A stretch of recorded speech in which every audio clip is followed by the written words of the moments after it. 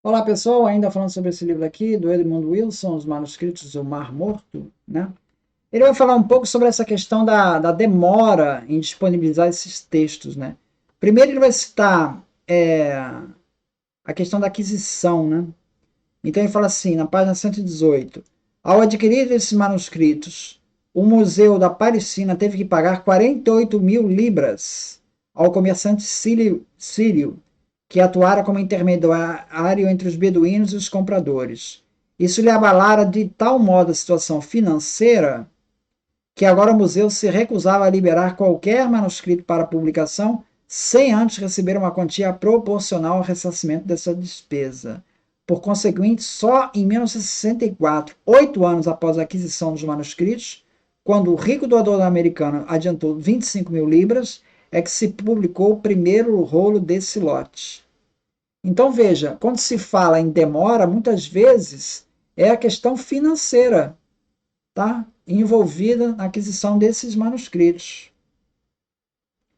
Depois adiante fala assim: é, os rolos do Museu da Palestina têm sido publicados a longos intervalos e muitos anos depois de sua descoberta, com uma pesada bagagem editorial, textual e arqueológica, e a preços acessíveis a poucos, na série Clarendon Press, mencionada no início deste capítulo. Controla tudo isso a École Biblique, ou seja, que é uma autoridade católica, e tem se insinuado que se encontrou alguma coisa prejudicial ao dogma católico e por essa razão tratou de escondê-la.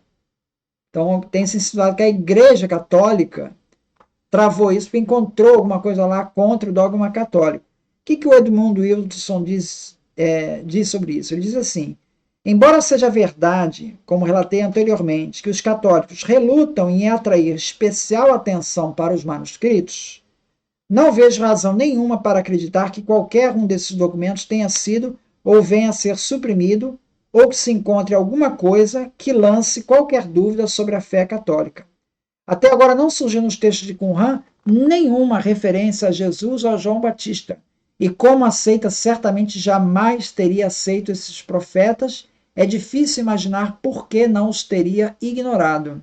De qualquer modo, por que um cristão deveria se abalar por qualquer coisa que a seita pudesse ter dito sobre eles, deixando de lado uma possível intenção de retardar e abafar a publicação dos manuscritos, a fim de impedir que suas publicações provoquem um impacto muito grande, explica o atraso, em grande parte, a dificuldade de montar os manuscritos que foram encontrados em fragmentos e, em parte, a lentidão de certos estudiosos.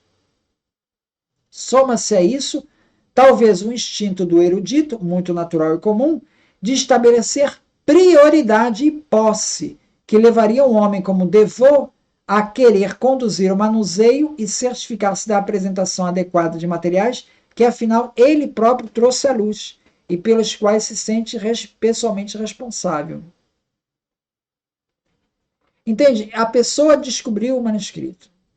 Então, ela vai querer tratar e processar aquilo, ela, por conta dela. E isso vai acabar levando muito mais tempo do que levaria normalmente. Porque ela quer manter a prioridade, já que eu consegui, sou eu que quero revelar esse manuscrito todo traduzido, todo certinho. Enquanto isso não revela nada. Então é uma questão de vaidade, uma questão de dinheiro e uma questão técnica também, porque os manuscritos muitas vezes estão numa condição deteriorada e isso prejudica a divulgação.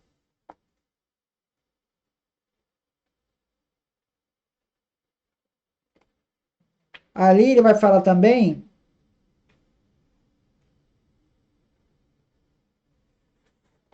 sobre os manuscritos de cobre, né, que teria uma espécie de mapa do tesouro das riquezas da seita de Qumran. Supostamente teria isso. E ficou a cargo de decifrar esse texto um erudito chamado Allegro. E aí ele comenta essa, essa peripécia toda que envolveu essa decifração desse manuscrito e das teses desse estudioso Allegro, que é um erudito, mas que ele se envolveu numa linha totalmente apartada dos demais estudiosos, que ele começou a dizer que a seita dos cristãos era usuários de cogumelo, que eram tudo alucinações, enfim. Ele ficou com uma tese aí que era um culto da fertilidade. Ele seguiu por um caminho assim totalmente assim isolado, né? Mas era um erudito que começou trabalhando nos manuscritos do Mar Morto, né?